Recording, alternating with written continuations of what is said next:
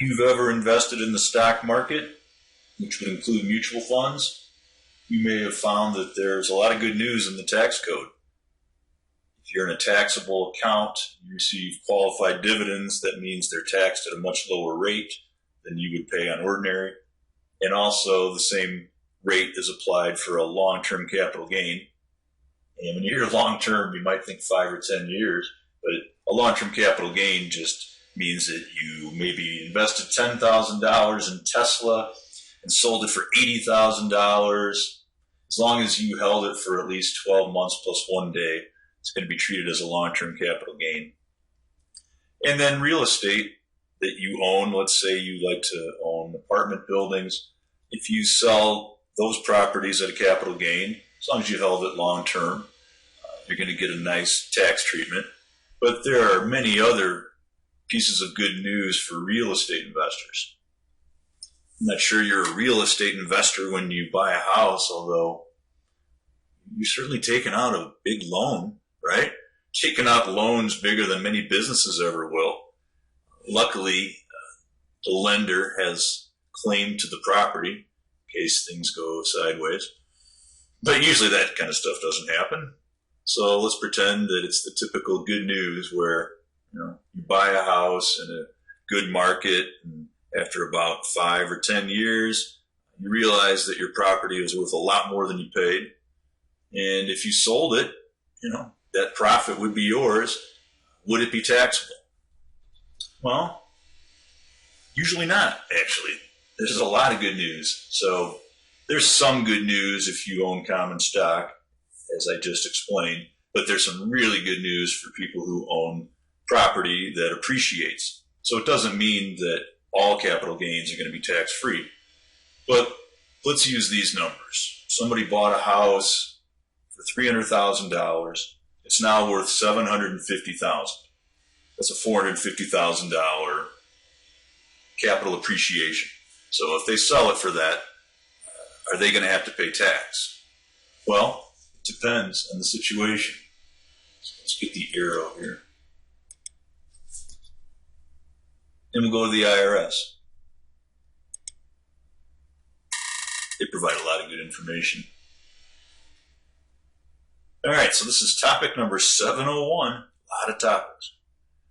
So if you have a capital gain from the sale of your main home, you may qualify to exclude up to $250,000 of that gain, or up to $500,000 if you're filing a joint return. What? That seems a little generous. Yeah, it's pretty wild. So we'll go look at the ownership and use tests. But what were the maximums? Well, if this is owned by an individual, could be a house, could be a condominium. That's pretty big in a lot of cities, owning a condominium. People don't want a yard. So we got a $450,000 capital gain. If this is owned by an individual, the first $250,000 is excluded, but on the other $200,000, the capital gains rate would be applied. We would probably assume it's a long-term capital gain. As again, that's only as long as you held it at least 12 months and 1 day, you're in long-term capital gain territory. Why do you care? Because a short-term capital gain is just ordinary income. And if you're doing well, that could be, 35, 37%. And by the time you hear this video, it could change. Congress can always change the tax code. But they haven't changed this. And this good news is pretty amazing. So that's for the individual. That'd be a great test question. How much tax would this individual pay? Well, the first part is excluded. I only apply the long-term capital gains rate on the remainder, and the tax bill is this. So in my example, if it were 15% on capital gains, this person is going to have a $450,000 long-term capital gain, and they're only going to pay $30,000 in taxes. Wow. What do we mean by ownership and use test? Well, most people just naturally meet it because, we've lived here a long time. What's this? Oh, we had to have lived here at least 2 out of the previous 5 years before we sold. Right. When would this ever be a problem? I guess people who move and then rent their house for a while. It seems to be very common in Los Angeles, even going back into the 60s. Oh, I don't need to digress. They just Yeah, owning this house really just to rent it out to people who need it for a year at a time. Okay, if you've done that, you still might qualify. It wouldn't be that hard to have lived there 2 out of the previous 5 years. But it says for a period aggregating, so if they did a test question and they wanted to get nasty, which would be kind of surprising, but you could probably live there for 6 months and then for 9 months, and as long as you could put it together and aggregate it as 2 years, then you would qualify. So for the individual, there'd be a little bit of taxation, but if that's a married couple, it's going to be tax-free. Wow. But it has to be your primary residence. You can't be renting it out unless it's just, for a while, but then we live there and we live there for at least 2 years. Most people don't get into that. They just live in their own house. Imagine that. But that was kind of a rosy scenario. If you remember, somewhere around 2007, 2008, in most markets, not everywhere, Texas did okay, but in most markets, including mine, the Chicago suburban market, it was disastrous.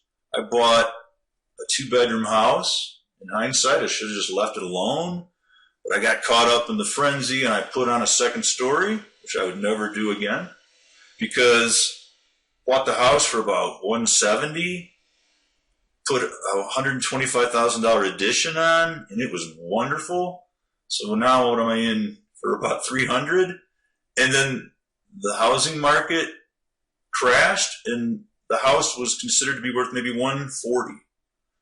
Like $20,000, $30,000 less than it was when it was just an old, practical, 1-story, 2-bedroom house. So the kind of folly I hope to never repeat. Wow. So what's the point?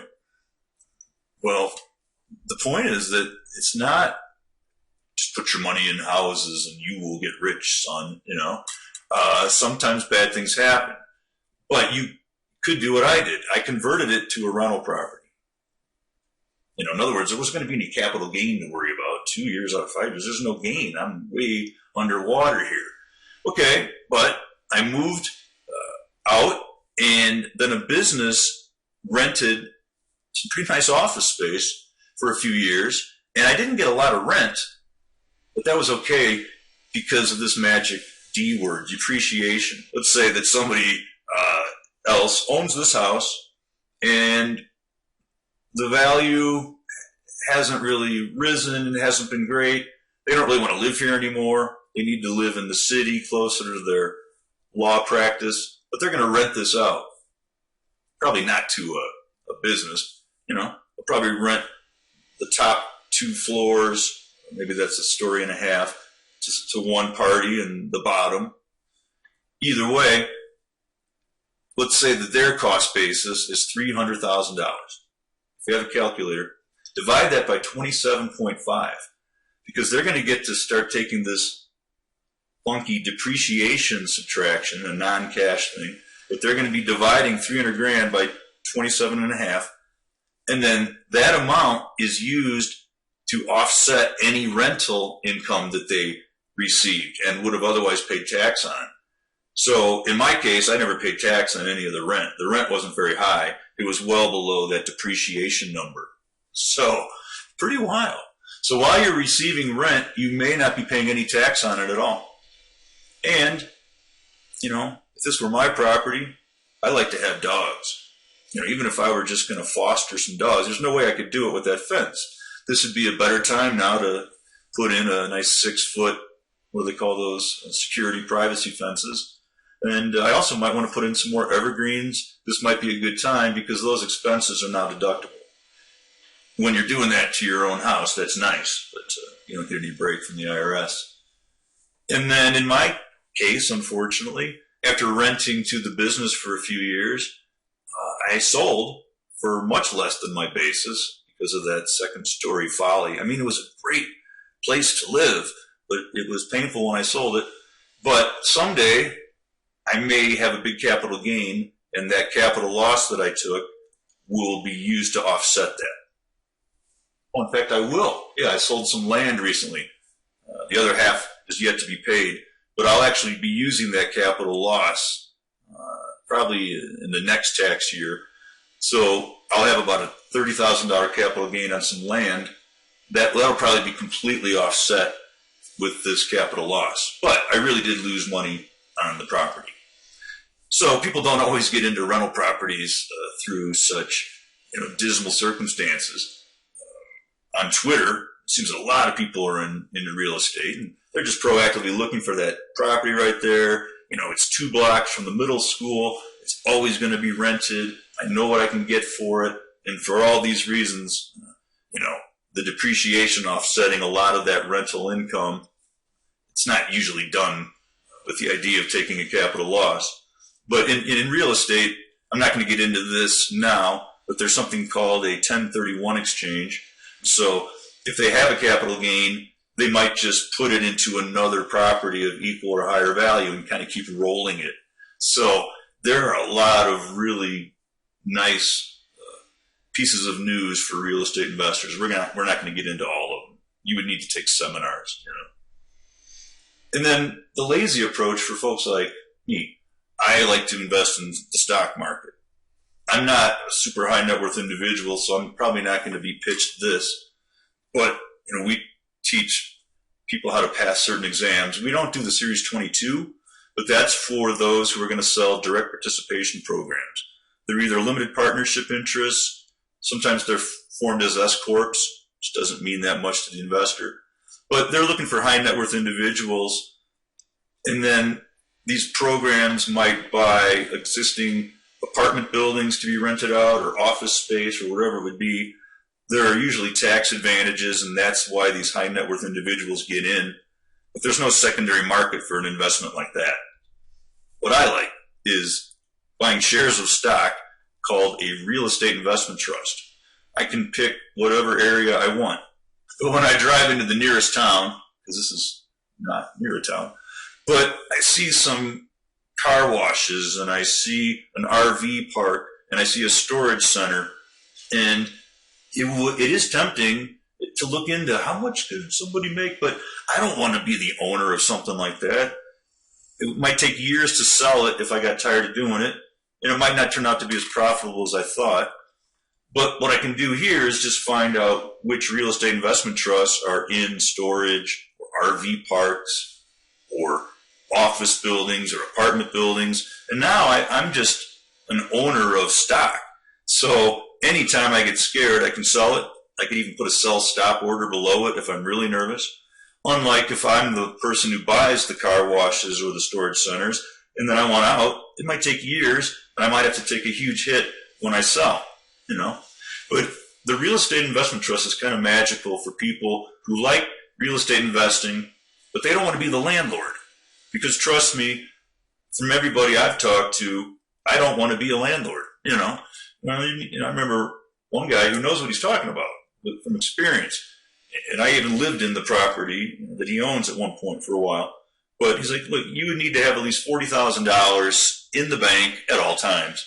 Oh, I'm out, But even if I said, oh, yeah, I do, he said, and, people are going to be calling you at 3 a.m. when the pipes burst or when they get rats in the property, and you kind of have to fix that right away, Well, I don't want to be a landlord, but I do like the idea of owning a piece of a company that manages apartment buildings in really nice markets, and they are structured to pay out huge dividends.